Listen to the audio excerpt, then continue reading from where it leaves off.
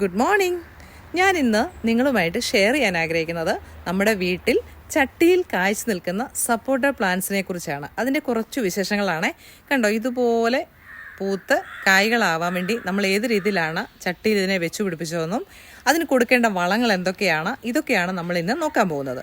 നമുക്കറിയാം, നഴ്സറികളിൽ ഇപ്പോൾ പല വെറൈറ്റി സപ്പോർട്ട പ്ലാന്റ്സ് നമുക്ക് കിട്ടും. അത് കാലാപ്പതിയുണ്ട്, വേറിഗേറ്റഡ് ഉണ്ട്, ഓവൽ സപ്പോർട്ടായുണ്ട്, ബനാന സപ്പോർട്ടായുണ്ട്, നാടൻ സപ്പോർട്ടായുണ്ട്. അങ്ങനെ ഏതെല്ലാം വിധത്തിൽ ഉള്ള ബഡ് ചെയ്തതുണ്ട്, ഗ്രാഫ്റ്റ് ചെയ്തതുണ്ട്. ഇങ്ങനെ പല വെറൈറ്റി നമുക്കിപ്പം വാങ്ങാൻ കിട്ടും. നമ്മൾ നഴ്സറികളിൽ നിന്ന് ഈ സപ്പോർട്ടായുടെ പ്ലാന്റ്സ് വാങ്ങുമ്പോൾ പ്രത്യേകം ശ്രദ്ധിക്കണം. നല്ല ഹെൽത്തി ആയിട്ടുള്ള പ്ലാന്റ്സ്, നല്ല പച്ച ഇലകളോട് കൂടിയ ചെടി നമ്മൾ വാങ്ങാൻ ശ്രദ്ധിക്കുക. രണ്ടാമതായിട്ട് അതിന് നല്ല ശിഖരങ്ങൾ ഉള്ളതായിരിക്കണം. അത് ചുവട് നമ്മൾ പ്രത്യേകം ശ്രദ്ധിക്കണം. ഗ്രാഫ്റ്റഡ് ആണോ, ബഡ് ചെയ്തതാണോ, അങ്ങനെ നോക്കി വേണം നമ്മൾ പ്ലാന്റ്സിനെ സെലക്ട് ചെയ്യാൻ. പിന്നെ മറ്റു കീടശല്യങ്ങളോ മറ്റ് രോഗബാധയോ അങ്ങനെ ഇല മഞ്ഞ കളറോ അങ്ങനെയൊക്കെ ഉള്ള പ്ലാന്റ്സുകളൊന്നും നമ്മൾ എടുക്കാതെ നല്ല ഹെൽത്തി ആയിട്ടുള്ള പ്ലാന്റ്, നല്ല ഇലകൾക്ക് നല്ല പച്ച കളറുള്ള നല്ല തണ്ടോടുകൂടി ശാഖകളോടുകൂടിയാണ് പ്ലാന്റ്സ് നമ്മൾ തിരഞ്ഞെടുക്കാൻ ശ്രദ്ധിക്കുക. നമ്മൾ കണ്ടോ, ഇതുപോലെയുള്ള വലിയ ചട്ടിയിലാണ് നമ്മുടെ പ്ലാന്റ്സ് നട്ടുപിടിപ്പിച്ചിരിക്കുന്നത്.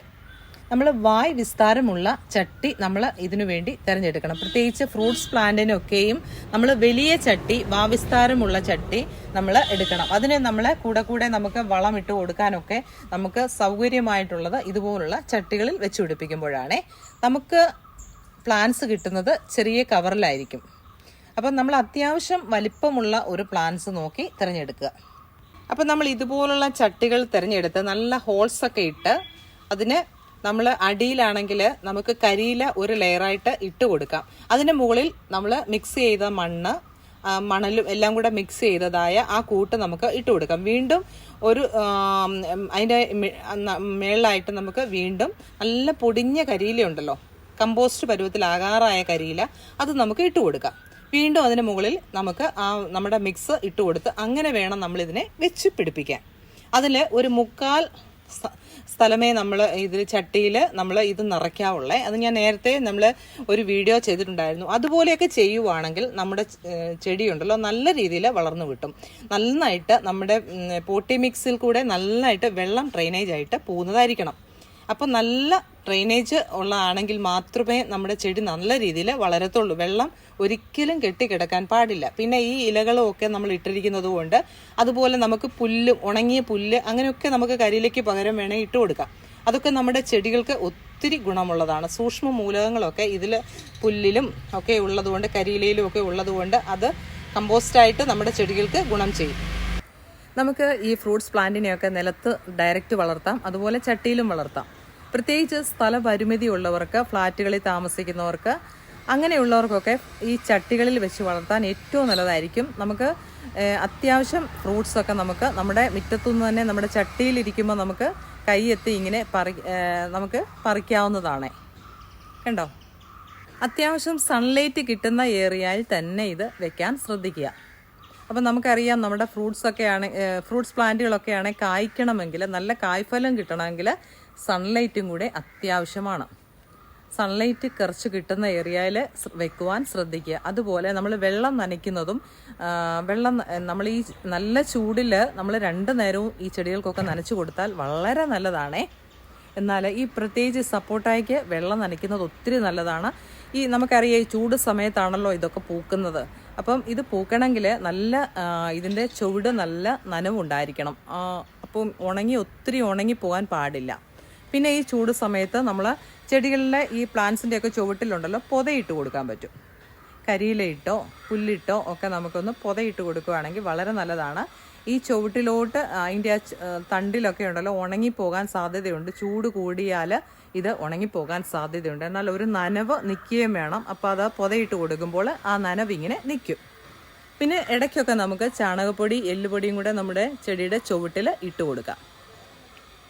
പിന്നെ നമ്മുടെ ചെടിയുടെ ചുവട് എപ്പോഴും ഇതുപോലെ നീറ്റാക്കിയിടാൻ ശ്രദ്ധിക്കുക. കളകളൊക്കെ ഉണ്ടെങ്കിൽ അതൊക്കെ പറിച്ച് കളഞ്ഞ് നമ്മൾ വെള്ളമൊക്കെ നനച്ചു കൊടുത്ത് നല്ല റെഡിയാക്കുവാണെങ്കിൽ നമ്മുടെ ചെടി എപ്പോഴും ഇങ്ങനെ നമ്മുടെ ചെടി ഈ വേനലിലൊക്കെ നല്ല രീതിയിൽ കായ്ഫലം നമുക്ക് ലഭിക്കും. ഈ ചെടി കണ്ടോ, വീണ്ടും ഇതിൽ പൂവായിരിക്കുന്ന കണ്ടോ, ഇതിൽ കണ്ടോ അടുത്ത കായ ആവുന്നത് കണ്ടോ. അപ്പോൾ ഇതിലിങ്ങനെ കൂടെ ഇങ്ങനെ കായൊക്കെ ആവണമെങ്കിൽ നമ്മൾ കൊടുക്കുന്ന ഒരു വളമുണ്ട്. അത് ഞാൻ നിങ്ങളോട് പറഞ്ഞു തരാമേ. കണ്ടോ, ചെറിയ കായ് വന്നിരിക്കുന്ന കണ്ടോ. അപ്പം ഇതിലൊക്കെ ഇങ്ങനെ നിറച്ച് കായ്കളൊക്കെ പിടിക്കണമെങ്കിലും നമ്മൾ കൊടുക്കുന്ന ആ വളം കൂടെ ഞാൻ പറഞ്ഞു തരാം. നമ്മൾ ഈ ചെടി ഇടയ്ക്കൊന്ന് പ്രൂൺ ചെയ്ത് കൊടുക്കണേ. നമ്മൾ കായ്ഫലം കിട്ടണമെങ്കിൽ നമ്മൾ ഇടയ്ക്കൊക്കെ ഒന്ന് മണ്ടയൊന്ന് നുള്ളി കൊടുക്കുന്നത് വളരെ നല്ലതാണ്. അത് ചട്ടികളിൽ നമുക്ക് അങ്ങനെ പടർത്തിയെടുക്കാനും ഒത്തിരി അങ്ങ് പൊക്കം വെച്ച് പോകാതെ വളരാനും അത് പ്രയോജനം ചെയ്യും. അപ്പോൾ നമ്മൾ ഇടയ്ക്ക് പ്രൂൺ ചെയ്യാൻ ആരും മറന്നു പോകരുത്. ഞാനിവിടെ ചട്ടിയിൽ പല ഫ്രൂട്ട്സ് പ്ലാന്റുകളും വെച്ച് പിടിപ്പിച്ചിട്ടുണ്ട്. ഞാൻ ചട്ടികളിൽ വെച്ച് പിടിപ്പിച്ചിരിക്കുന്ന ഫ്രൂട്ട്സ് പ്ലാന്റുകൾ പ്ലാവ്, ചാമ്പ, സ്റ്റാർ ഫ്രൂട്ട്, അതുപോലെ ഡ്രാഗൺ ഫ്രൂട്ട്, പിന്നെ അബിയു, പിന്നെ ചെറി, ഇങ്ങനെയുള്ള അതെല്ലാം ഞാൻ ചട്ടികളിലാണ് വെച്ച് പിടിപ്പിച്ചിരിക്കുന്നത്. അതൊക്കെ ഞാൻ കായാകുന്നതിനനുസരിച്ച് ഞാൻ വീഡിയോ ചെയ്യും. ചാമ്പ നല്ലതായിട്ട് കായ്ച്ച് നിൽക്കുന്ന ഞാൻ നേരത്തെ ഒരു വീഡിയോ ഇട്ടിട്ടുണ്ടായിരുന്നു. പിന്നെ അത് ഇടയ്ക്കിനിയും ഞാൻ വീഡിയോ ചെയ്യുന്നതായിരിക്കും. അപ്പം നമുക്ക് എല്ലാവർക്കും ഇഷ്ടമുള്ളൊരു ഫ്രൂട്ടാണ് സപ്പോട്ട. അപ്പം നമ്മൾ നല്ല ഇനം സപ്പോട്ട നോക്കി പിന്നെ നമ്മൾ ബഡ് ചെയ്ത് അല്ലെങ്കിൽ ഗ്രാഫ്റ്റ് ചെയ്തത് നമ്മൾ വാങ്ങി വെക്കുവാണെങ്കിൽ പെട്ടെന്ന് തന്നെ നമുക്കത് കായ്ഫലം കിട്ടുന്നതാണ്. ഒരു വർഷം കൊണ്ട് തന്നെ നമുക്ക് അതിൽ കായ് പിടിച്ചതായിട്ട് കാണാൻ പറ്റുന്നുണ്ട്. പിന്നെ നമ്മുടെ ചെടി നല്ല രീതിയിൽ വളർന്നു വന്നതിന് ശേഷം നമുക്ക് സ്റ്റെറാമിൽ നമുക്ക് കൊടുക്കാവുന്നതാണ്.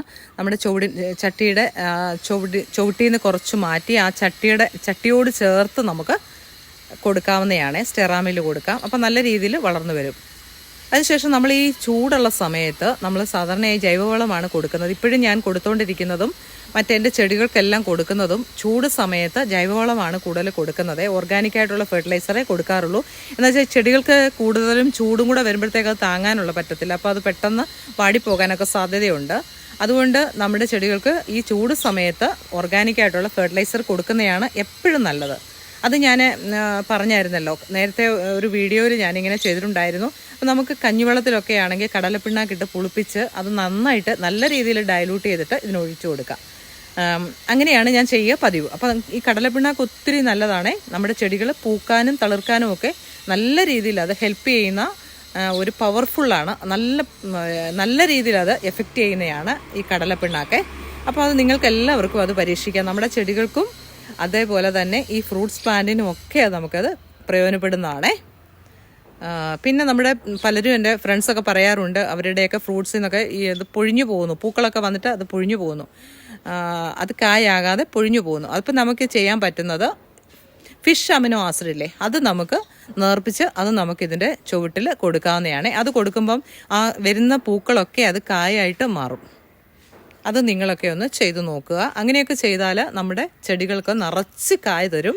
പിന്നെ നമുക്ക് പൊട്ടാഷൊക്കെ നമുക്ക് ഇട്ട് കൊടുക്കാം. അത് ഈ ചൂടൊക്കെ മാറിയതിന് ശേഷം, നല്ല ഉണക്കല്ലേ ഇപ്പോൾ, ഈ സമയത്ത് നമ്മൾ കൊടുക്കാതിരിക്കുക. ഈ സമയത്ത് നമ്മുടെ ചെടികൾക്ക് ഈ കടലപ്പിണ്ണാക്ക് മാത്രം മതി. നല്ല രീതിയിൽ നമ്മുടെ ചെടികളൊക്കെ കായ് തരുമേ. അപ്പോൾ അതേപോലെ നിങ്ങളൊന്ന് ചെയ്തു നോക്കണേ. അപ്പോൾ നല്ല രീതിയിൽ നമ്മുടെ ചെടികൾക്ക് തണുപ്പും കിട്ടും. കഞ്ഞിവെള്ളത്തിലാവുമ്പോൾ നല്ല രീതിയിൽ നമ്മുടെ ചെടികൾക്ക് തണുപ്പ് കിട്ടും. പിന്നെ പൊതയിടാൻ പ്രത്യേകം ശ്രദ്ധിക്കുക. ഇങ്ങനെയൊക്കെ ചെയ്താൽ മതിയേ. അപ്പോൾ ഈ ചെറിയ വീഡിയോ നിങ്ങൾക്ക് ഇഷ്ടമായി കാണുമെന്ന് ഞാൻ വിശ്വസിക്കുന്നു. ഇഷ്ടമായെങ്കിൽ ലൈക്ക് ചെയ്യാൻ മറക്കല്ലേ. അതുപോലെ കമൻറ്റ് ചെയ്യുക, ഷെയർ ചെയ്യുക. ആദ്യമായിട്ട് കാണുന്ന ആരെങ്കിലും ഉണ്ടെങ്കിൽ ഒന്ന് സബ്സ്ക്രൈബ് ചെയ്ത് സപ്പോർട്ട് ചെയ്യണേ. ആ ബെല്ലൈക്കണം ഓൾ എന്ന ഓപ്ഷൻ കൊടുക്കുമ്പോൾ ഞാനിടുന്ന വീഡിയോസ് പെട്ടെന്ന് തന്നെ നിങ്ങൾക്ക് നോട്ടിഫിക്കേഷനായിട്ട് ലഭിക്കുന്നതായിരിക്കും. അപ്പോൾ കഴിഞ്ഞ വീഡിയോസിലൊക്കെ എന്നെ സപ്പോർട്ട് ചെയ്ത എല്ലാവരോടുള്ള താങ്ക്സ് ഞാൻ ഈ സമയത്ത് അറിയിക്കുന്നു. Okay, thank you. ഇതിൻ്റെ പോട്ടി മിക്സായിട്ട് നമ്മൾ ചേർക്കുന്നത് ചരൽ ചേർന്ന മണ്ണും ചാണകപ്പൊടിയും അതുപോലെ എല്ലുപൊടിയും ഇത്രയും ചേർത്താണ് നമ്മൾ പോട്ടി മിക്സ് റെഡിയാക്കുന്നത്. നല്ല ഇളക്കമുള്ള മിക്സ് ആയിരിക്കണേ. അപ്പോൾ അങ്ങനെ ചെയ്താൽ മതി. നിലത്താണെങ്കിൽ നല്ല രീതിയിൽ അടിവെള്ളം നമ്മൾ കൊടുക്കണം. ഒന്നുകിൽ ചാണകപ്പൊടി അല്ലെങ്കിൽ ആട്ടിൻകാഷ്ടം നമുക്ക് അടിവെള്ളമായിട്ട് കൊടുക്കാം. അതിനോടൊപ്പം എല്ലുപൊടിയും പിന്നെ കടലപ്പിണ്ണാക്കും നമ്മൾ ചേർത്താൽ മതി. അങ്ങനെ ചെയ്ത് നല്ല അടിവെള്ളം കൊടുത്ത് നമ്മൾ പിന്നെ നല്ല ചട്ടിയിലാണെങ്കിൽ നമ്മൾ ലെയറായിട്ട് ആദ്യം അടിയിൽ കരിയിലയോ പുല്ലോ ഇട്ടിട്ട് അതിൻ്റെ മേളിൽ ഈ മിക്സ് ഇട്ട് വീണ്ടും അതിട്ട് നല്ല കമ്പോസ്റ്റ്, നല്ല കരിയില, നല്ലപോലെ ഉണങ്ങിയ കരിയില, പൊടിയാകാറായ കരിയില നമ്മളിട്ട് അങ്ങനെ 2 ലെയറായിട്ടിട്ട് നമ്മൾ ചെടി നടുവാണെങ്കിൽ നല്ല രീതിയിൽ നമ്മുടെ ചെടി വളർന്നു വരും.